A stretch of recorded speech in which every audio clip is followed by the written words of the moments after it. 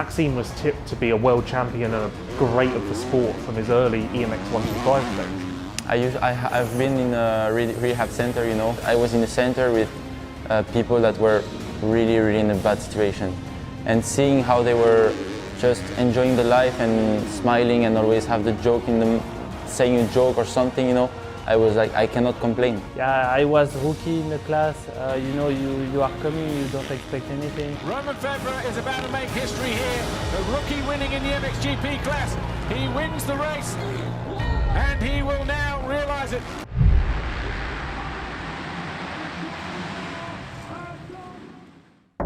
I look at you then. Yeah. First of all, Ben, it's been a great season for you. Obviously, you've hit a very high level again for the first time in quite a while. How does it feel to reach those heights again and just be back to the best version of you? Because it has been a long time. Romain Febvre, big day for him. 8 points separate him and the championship leader, Tim Geiser. Is it going to be?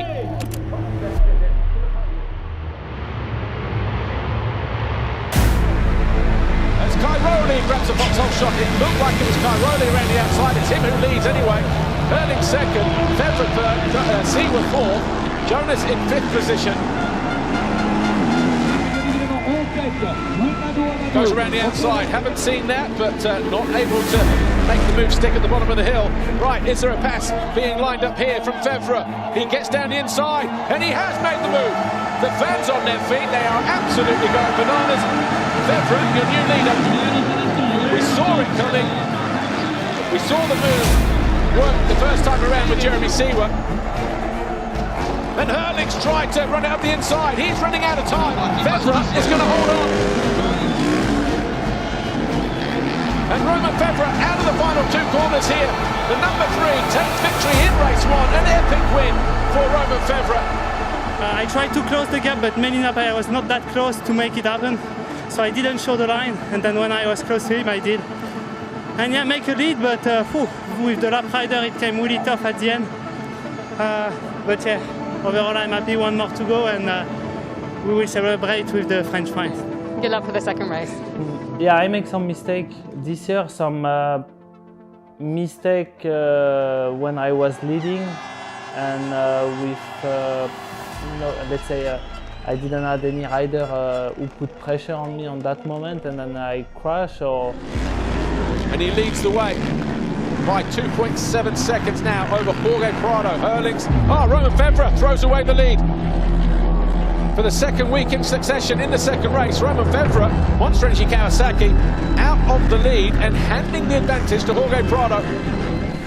And I make the mistake, so that it's really difficult to understand. It's always possible to make a mistake, but those ones are really difficult.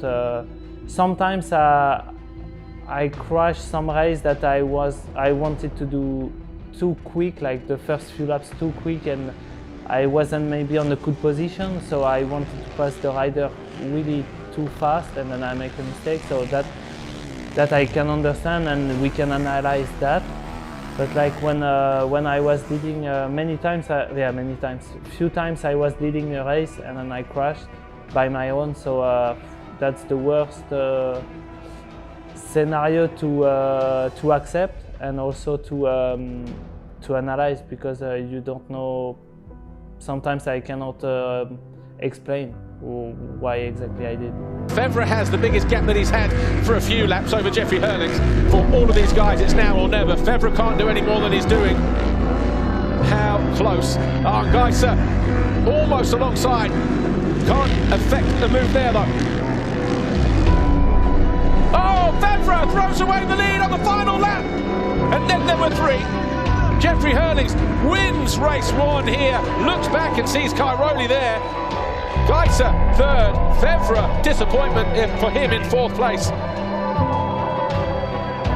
Maybe I'm not so fey, but I'm pretty surprised, honestly. I mean, I always consider this 2015 title as a unique opportunity for him to get the title.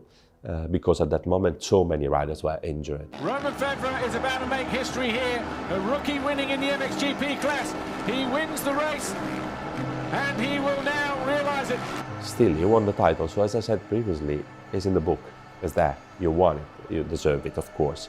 But this year, something has changed. And if you see where he is now in the championship, being the rider who have made most of the mistakes on track, it's amazing, because it means that, yeah, he's there and he can fight. I'm still not betting on him for the final victory, but eventually, if he will score the final victory, he will deserve it, to me, a little bit more than in 2015, because he was there all time with all the top riders fighting with him. And I was pretty surprised also about his only success this year. Winning Lommel is not easy. Round 6 is about to draw to a concluding end. Who will it be, though, that wins the Grand Prix here? Jeffrey Hurling's nearest our camera, the gate about the drop, it does. Not a good jump for the 84. Prado and Febvre, and again Monticelli around the outside. Jacobi going with him this time. Kawasaki lead the way once again, and then Monticelli throws it away. 47 Febvre, Jonas 40, Geiser 34. We've got Wade Jellos here, and Febvre has thrown it away. Febvre has thrown away a 5-second advantage over Paul Jonas. Romain Febvre, who was the fastest man around the track a lap ago with a 2:09. Obviously a 2:13, so it cost him 4 or 5 seconds that time around. Oh, we've got to change for second. Febvre has barged his way past Jorge Prado, who's looking back to retaliate. Side by side, but Febvre is just going to steal it. He's alongside and takes the lead away from Paul Jonas. Romain Febvre finally wins at Lommel, the toughest place on earth. He can't believe it. Yeah, I'm stoked right now. I feel all the work pay off, finally. Still make a mistake, but that second moto, I was on it. So proud of my team, Monster Energy Kawasaki Racing team. And we're gonna celebrate tonight. Romain Febvre is maybe at the top of the list of most entertaining riders. But when he is on, he's so exciting to watch because he's so fast, he's got so much raw speed, and definitely isn't afraid to hang it out and leave it all on the track. That saying there effectively sums up his 2021 season so far. He's been the fastest rider in the MXGP class on more than one occasion. At most rounds, you could say. He's led the third most laps at this point, that being the halfway mark. But he's also had some crashes, he's also had some mistakes, and that's cost him, because really, if you look at the positions he's been putting himself in, the speed that he's had, and effectively what he's delivered as a whole thus far this year, he should be leading the World Championship. And at the halfway mark now, with 8 rounds to go, he's only 4 points down, so we're not far from that. We play already some good cards this season, but I still make some mistakes, and which I will try my best to end up the season really good without making mistakes. And I feel clearly that this season can be mine, so I will do everything I can to finalize that.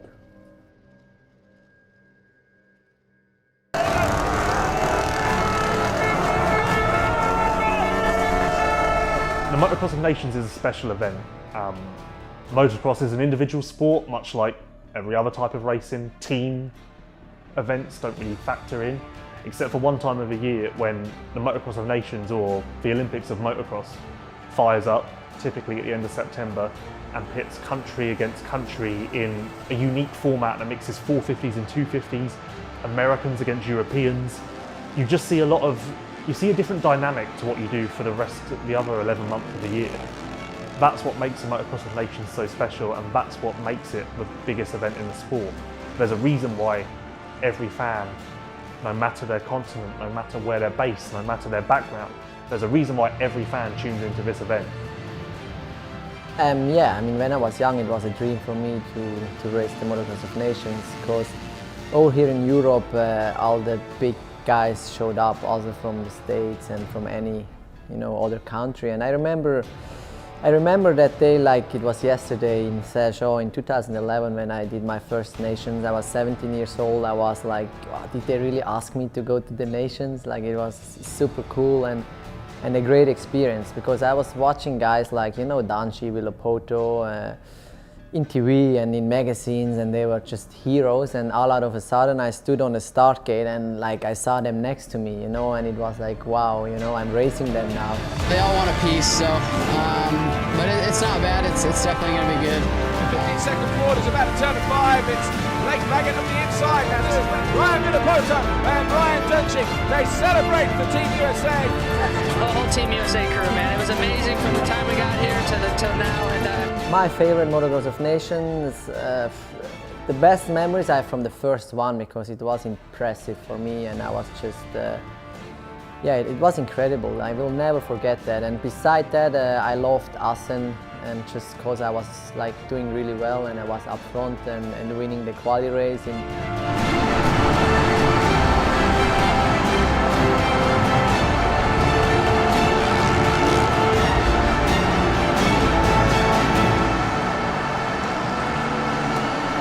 We managed to get the win home, you know, which is amazing, especially like I said on this track. And now pressure is all for Team Switzerland to qualify, I think, I hope so. And now we look for tomorrow, and I'm stoked with that.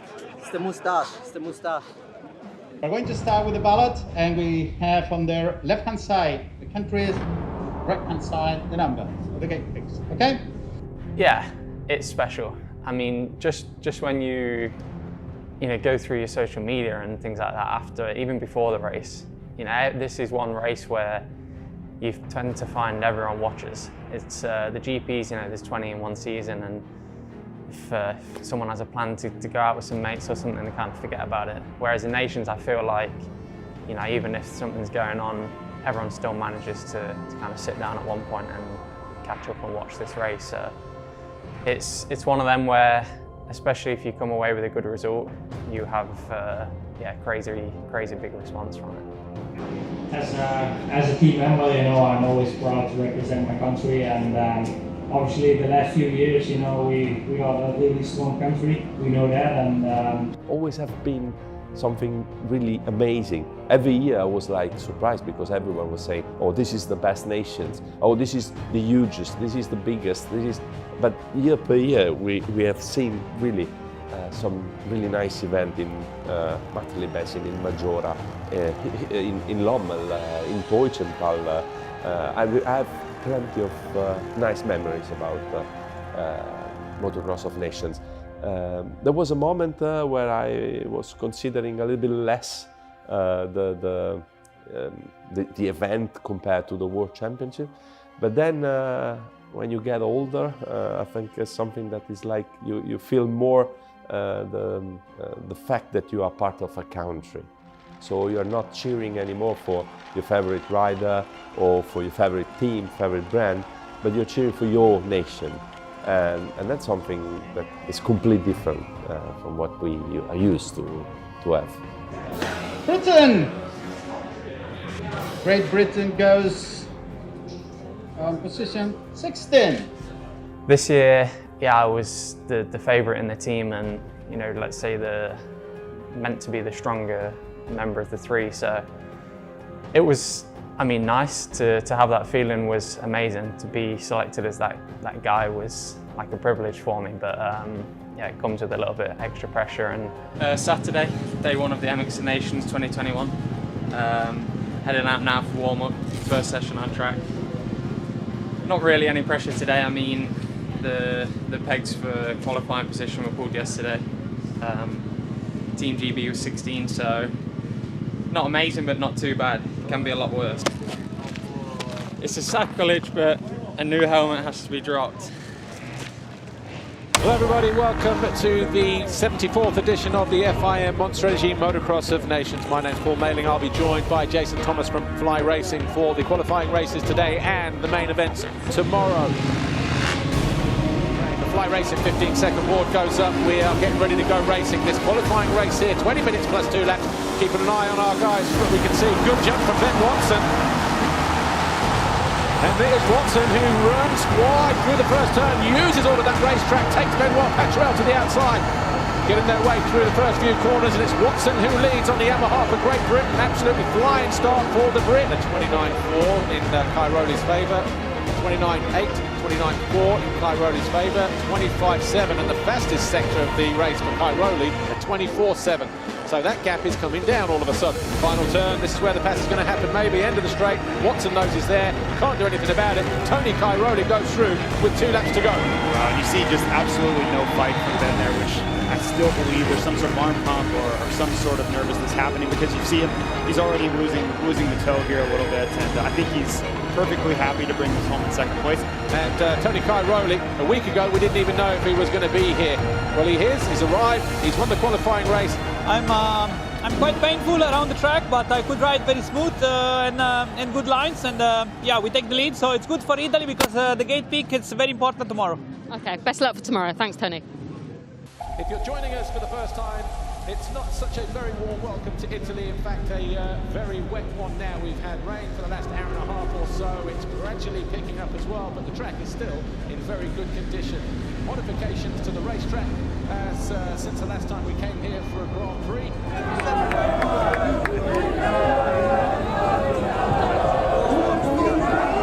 So yeah, Sunday, I mean, we came together as a team, and the strategy with the start was not really simple, but you know, you just listen to Mark in that way and kind of go with it as a team and make sure everyone's happy. And Sean, you know, with his injury with the thumb, he decided that he would just go on the outside both motors and give the opportunity to me and Conrad to kind of achieve the best we could and have that opportunity to get a good start and, you know, have that clear track, let's say. So of course, a little nerves, but most of the time it's it's excitement, and yeah, I'm just looking forward. The 5-second borders turn. We are getting ready to go. MX on 74. The burst into life here in Mantova. It's going to be a very interesting first turn. And Cairoli around the outside, and he and Koldenhoff both go down. Just what I was fearful of. That first turn, the outsides have not worked throughout the weekend, and they're already paying the price for it. So Cairoli, Team Italy, favourites Glenn Koldenhoff, the defending champions. Already drama here, going into the first corner in Mantova.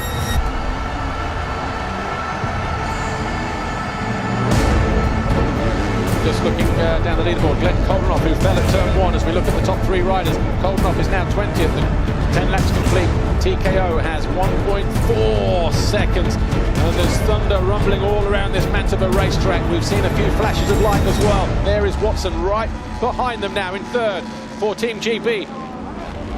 The run down towards the finish line.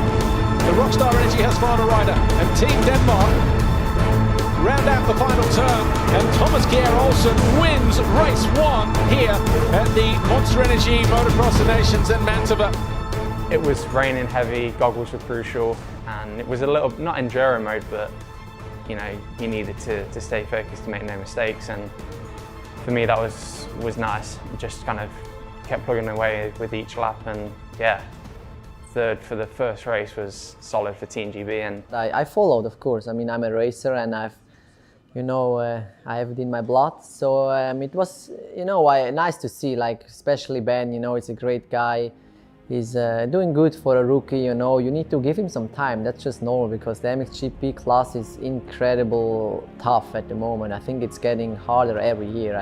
I don't know really they ever stop to, settle. And we are back live then with the race as it's about to go. We've got a green flag being raised imminently over on the backside of the grid. All the big hitters down the inside there. That's where we're going to keep our eye. There's a couple in the middle as well with Poirot and the number 1 of Glenn Koldenhoff, who looks like he's getting a good jump as well. But Herlings closes the door on Cairoli. Koldenhoff with a good jump coming out of the first turn. Cole Olsen, I think, is down. He is. Good start for Ben Watson as well for Team Great Britain. Here he is, 3rd on his Monster Energy Yamaha, the number 7. Yeah, everything was going good, and then I had one big mistake and took quite a big crash. So. And Ben Watson! Off the side of the bike, just grabbed his foot pegs. I was about to say they're tied on points, the Netherlands and Great Britain, but with that crash, Ben Watson losing points and positions here.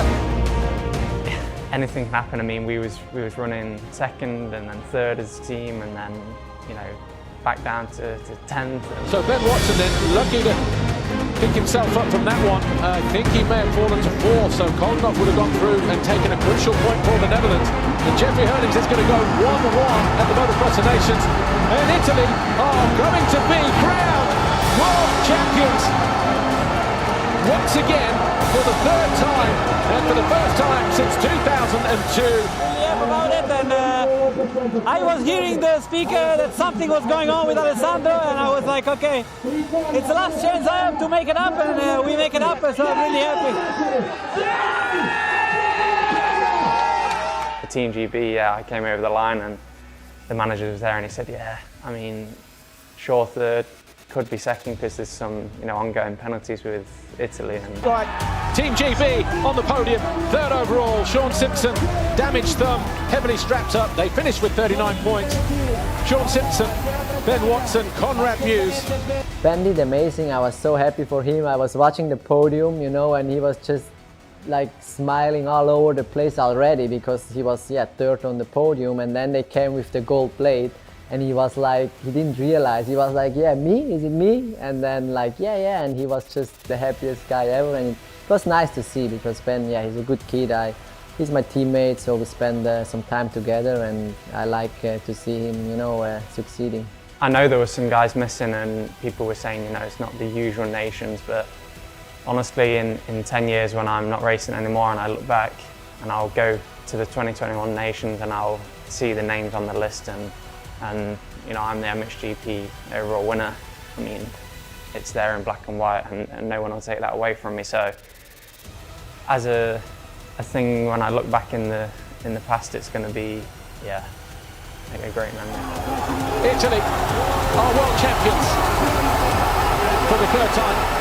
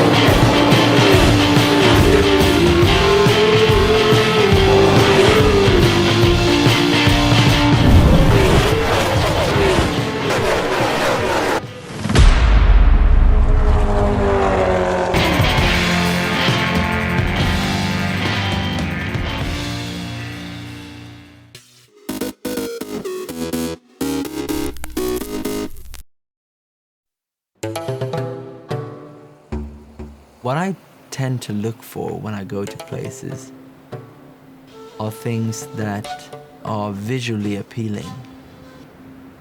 When you walk down the sand dunes here in St. Lucia, just thinking of the old shipwrecks or the explorers, the first thing they saw was these long beaches and impenetrable forest. They still look exactly the same. I can't imagine there are many places in the world where you can see tons of things in one day. I want to pinch my arm and say, this can't be true. I'm in the middle of this. I think the uniqueness is that it's diverse. You could peel off layer after layer and you'll find more and more things. It's all here for you to just be part of.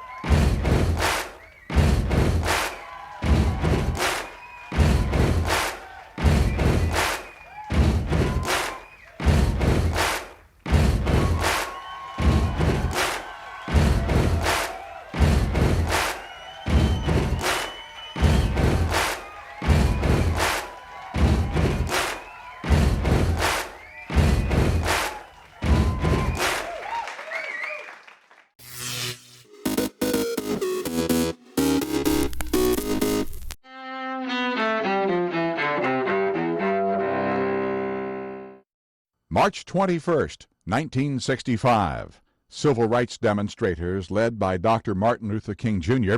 begin a march from Selma to Montgomery, Alabama.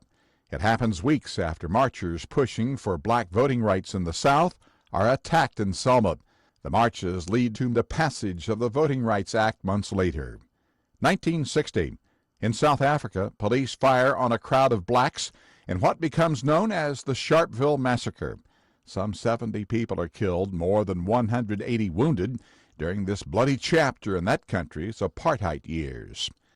1989. Randall Dale Adams is released from a Texas prison following a dozen years behind bars for a crime he did not commit. Adams's conviction for killing a police officer was overturned after the documentary The Thin Blue Line challenged the evidence. And 1685.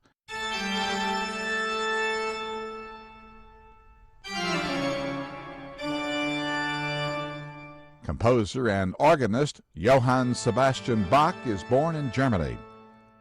Today in history, March 21st, Ross Simpson, The Associated Press.